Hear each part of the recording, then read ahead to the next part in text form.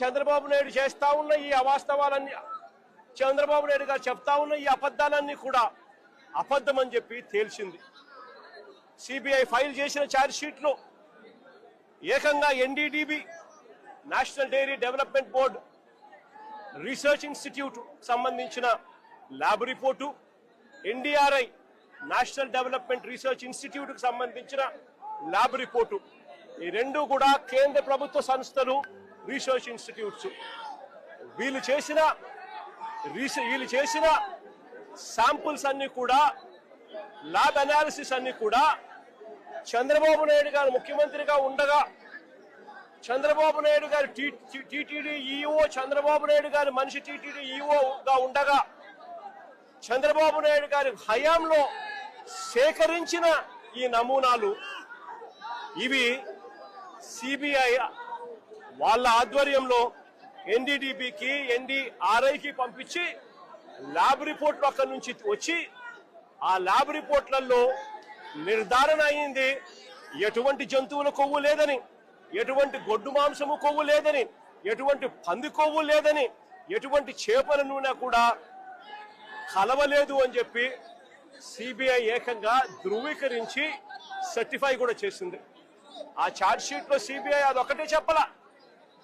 CBI ఆ మాట చెబుతూ సిబిఐ ఇంకొకటి కూడా చెప్పింది, ఇంతవరకు చంద్రబాబు నాయుడు గారు దిగజారిపోయి టీటీడీ చైర్మన్లుగా ఉన్న వైవి సుబ్బారెడ్డి గారిని కానీ, భూమన కరుణాకర్ రెడ్డి గారిని కానీ, వైఎస్ఆర్సీపీకి సంబంధించిన హయాంలో వీళ్ళిద్దరూ టీటీడీ చైర్మన్లుగా ఉన్నప్పుడు వీళ్ళు ఎటువంటి అన్యాయాలు చేయలేదు అని, వీళ్ళు ఎటువంటి తప్పులు చేయలేదు అని కూడా సిబిఐ నిర్ధారించి వీళ్ళ పేర్లు కూడా కనీసం ఛార్జ్ షీట్ లో కూడా పెట్టలేదు. వీళ్ళల్లో ఎవరిని కూడా అరెస్ట్ చేసే కార్యక్రమాలు కూడా జరగలేదు. అంటే సిబిఐ వీళ్ళందరికీ కూడా క్లీన్ చిట్ కూడా ఇచ్చింది ఈ ఛార్జ్ షీట్. అదే ఛార్జ్ షీట్ లో ఒక ముఖ్యమైన అంశం ఏమిటి అని అంటే, ఈ ఛార్జ్ షీట్ కు సంబంధించి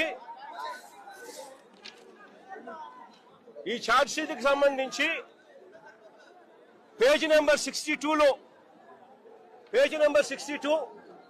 లో ఇది ఛార్జ్ షీట్ కి సంబంధించి సిబిఐ ఛార్జ్ షీట్. ఇది సిబిఐ ఛార్జ్ షీట్ లో పేజ్ నెంబర్ 62 లో వాళ్ళు మెన్షన్ చేసిన మాట, ఇన్వెస్టిగేషన్ రివీల్డ్ దట్ ఆన్ 25/7/2024 అంటే చంద్రబాబు నాయుడు గారు ముఖ్యమంత్రిగా పరిపాలన చేస్తా ఉన్న రోజులు 25 జూలై 2024 అంటే చంద్రబాబు నాయుడు గారు ముఖ్యమంత్రిగా ఉండి పరిపాలన చేస్తా ఉన్నాడు రాష్ట్రంలో. Investigation revealed that on 25/7/2024 TTD rejected the 4 ghee tankers, i.e. 5th to 8th tankers supplied by MSAR Dairy Food Private Limited A1 based on the NDDB calf lab test report, and asked them to lift the said 4 tankers immediately from the TTD marketing godown, and the same was communicated to MSAR Dairy Food Private Limited through a mail. అదే page number 64, అదే charge sheet CBI వేసిన charge sheet page number 64 దాన్ని కొనసాగిస్తూ, instead of directing the rejected 4 tankers of MSAR Dairy Food Private Limited, they directed the 4 drivers to MS Shri Vaishnavi Dairy Specialities Private Limited to conceal 4 rejected tankers. Accordingly, the drivers secretly took possession of the 4 rejected ghee tankers and diverted them to a concealed location near Shri Raghavendra Crusher, approximately 2 kilometers away from the MS Shri Vaishnavi Dairy Specialities Private Limited on 27/7/2024 at 4 a.m.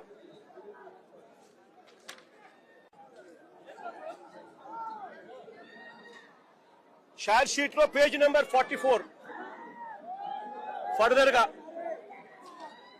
Further the adulterated ghee in rejected 4 tankers of MSAR Dairy Food Private Limited were resupplied to the TTD in the supply orders of MS3 Vaishnavi Dairy Specialities Private Limited, and TTD accepted the same.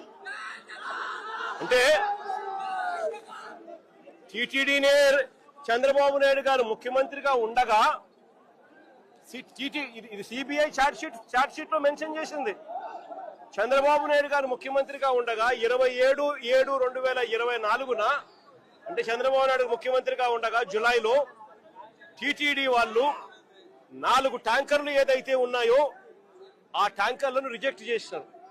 ఆ reject చేసిన ఆ ట్యాంకర్లు మళ్ళీ ఇదే చంద్రబాబు నాయుడు గారి ముఖ్యమంత్రిగా పరిపాలన చేస్తా ఉన్న ఇదే పీరియడ్ లోనే అవే ట్యాంకర్లు తిరిగి మళ్ళా వెనక్కి వెళ్ళిపోయి మళ్ళీ టీటీడీలోకి ప్రవేశించాయి. దొడ్డిదారున మళ్ళీ టీటీడీలోకి వేరే వాళ్ళ పేరుతో మళ్ళీ ప్రవేశించాయి. దాన్ని టీటీడీ యాక్సెప్ట్ చేసింది.